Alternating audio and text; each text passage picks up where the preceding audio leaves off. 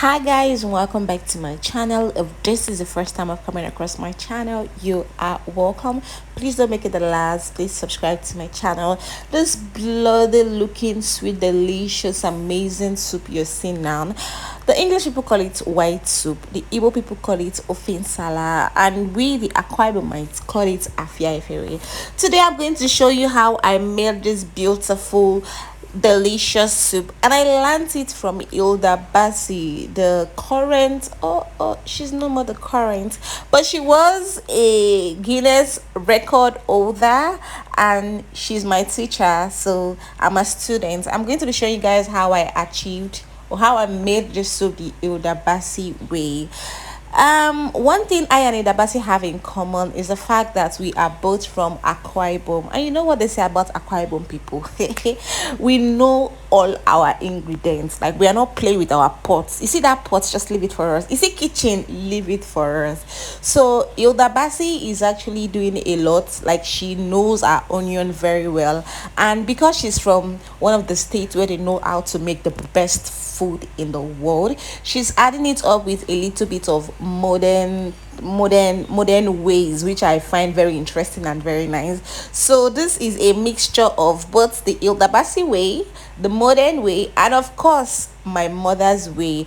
My mother is a very good chef. She's one person I love so much because I don't know, she's just born to be that way.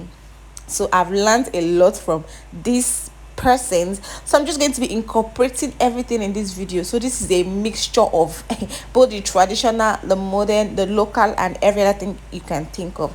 So this is just me washing my protein. I'm using chicken for this recipe because chicken in white soup is just a mind-blowing experience. It is either you're using chicken or goat meat. Those two will kill your will mother your soup. So I'm using chicken, and I'm also using this thing you're seeing now, what do they call it, assorted meat. Yes, assorted meat. I'm using roundabout, shaki, towel, all the kind of meat you can think of. I went to the market and I got it for a very cheap rate, so that's just a story for another day. If you want to make your white soup, you can choose to use this kind of protein, or if you're not a chicken person, you can use cow meat, you can use donkey, you can use dog meat, any meat you like that you find very attracted, eh? Any meat that you find attracted to is what you should use. So I am doing my seasoning now, and I'm using my Bernie just elevates the taste of any like chicken because I'm using chicken. And then I'm adding my bouillon cubes, of course, because what is seasoning without a bouillon cube? And now I'm adding my onion. This is a very controversial part. The onion is not really needed in the food, but onion is needed for me to steam my chicken. So please, that is why I told you that this is a combination of both the modern Ildabasi, my teacher's own method, and the traditional path. So please, if you don't want onion, don't use it. I'm not using onion for the soup. It is just because I want my meat to be flavored, in as much as I want my soup to be, to be natural and native. I want my meat sweet, and onion is just going to give my meat that taste. I'm using ekporoko, what the English people call stockfish. So I started off by rinsing it off in cold water, and then, just like my mother does, she adds warm water to the stockfish. According to what they said, though, you say if you add warm water, it is going to it's going to remove all the things, all the dirt that are inside. But I don't think that's true. I think what it just did for me was that it softened the stockfish, and you don't have to cook your stockfish. So I'm pronouncing it stockfish. So this is the yam I'm going to be using as a thickener. I think if you want to use a yam as a thickener, make sure you're getting new yam. I made a mistake to buy an old yam, and ignore my stomach. This is a festive period. Like, this season is all about eating. So why would you be having a flat stomach? If your tummy is still flat during this season, then that is a sign that you're not eating well. Back to the gist, guys. I'm also using this fish. This fish is called pamela fish. God, This fish is one of my mother's, ignore my stomach, ignore my baby stomach. This fish is one of my mother's favorite kind of fish. I mean, she used to use this fish in everything she wants to do, whether she wants to cook rice or whatever, she uses this fish. And when she wants to, like, you must be very careful with this fish because there are lots of sand in it. So that is why I use salt in washing it. I have to wash it very well and then debone it and just get everything into place. If you don't like this kind of fish, you can use the other roasted Titus fish. But this whole plenty fish, I got it for 1,000 naira, no, 2,000 naira. I got this whole fish for 2,000 naira. Whereas if I were to get a Titus fish, I'll just get one round big one for like 1.8. That is what they're selling it for right now. And if I get that one, it is not even going to be enough for me to, like, it is not going to be visible in the soup. So I just prefer these ones. And another reason why I prefer these particular ones is that they are dry. So when you put it in your soup, they are not scattering. You can still get a handful of fish, and when you're eating your soup, you can still be eating your fish. You'll be feeling your fish.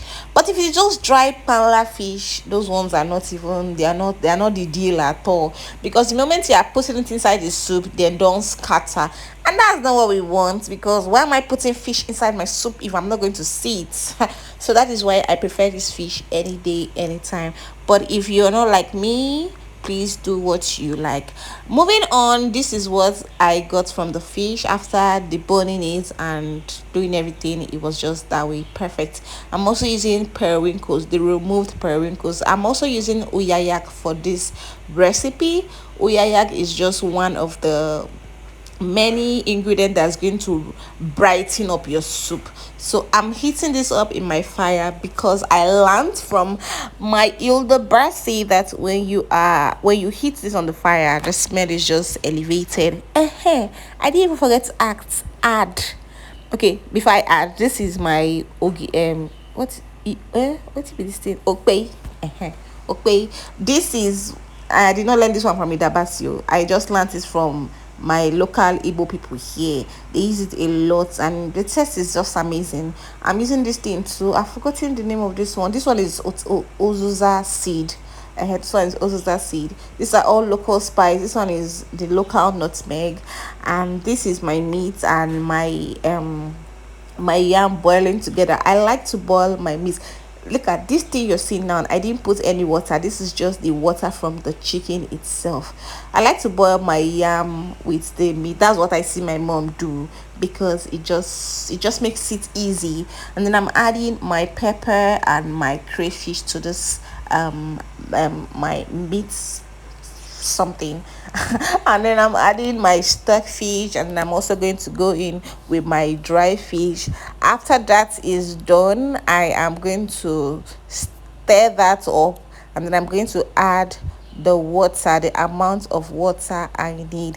When you're adding the amount of water you need, you should bear in mind the quantity of yam you're going to be using for your, like, as your thickener. And then you should also be thinking of the quantity you want to produce.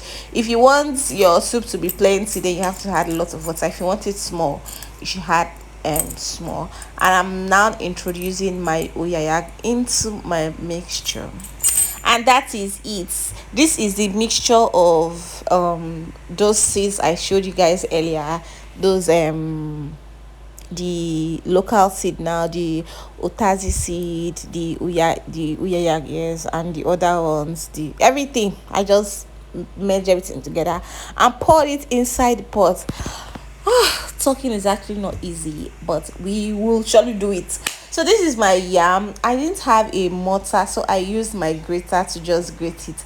Please don't be like me. At this point, I added my periwinkle, my deshelled periwinkle. I was supposed to use snail, but I checked for that thing everywhere in the market and I couldn't find it. So I just decided to just make use, or just go with what I had.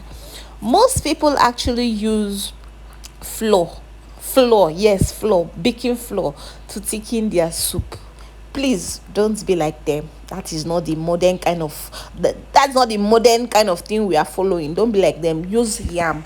I've also seen people that have used poundo yam. I've seen big chefs that have used poundo yam, like those flour poundo yam. They'll just put it, mix it with water, and then pour it inside their soup.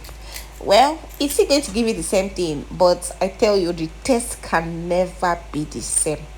The taste is the difference. The difference is in the taste. So the only thing you should be using is yam, the head of the yam. You pound it well, and there's a difference. What are you telling me? I allowed that boil for some time, and God, my kitchen was already aromating. The aroma that was coming out from my kitchen was just top notch. Even me, I was like, wait till they sup. After some times, I removed those yayagi saw because we don't need them. And this is me adding my utazi and my ozuza seed, my ozuza leaf. I'm adding utazi because I want that bitter kind of taste in the soup, and I'm adding the ozuza because of the smell, fresh scent it gives. This leaf just elevated my white soup from a 2 to an 8. It was just so magnificent. Ignore my camera, it's just me holding my camera, and I forgot that I had a tripod stand. But let's talk about the soup, babies. When I finished, the goodness I saw was just, I was like, hey, what is this? What in heaven's name is this? I dished it out, and it was just given. This was just perfect. It was just a definition of enjoy your meal. I ate that with three fufu. Tell me how my stomach will be flat. No, tell me, even you tell me, if I give you this food now and I give you three fufu and you eat it, tell me, why would your stomach be flat? This was what I ate, and I was just so satisfied. Thank you guys for watching. Bye.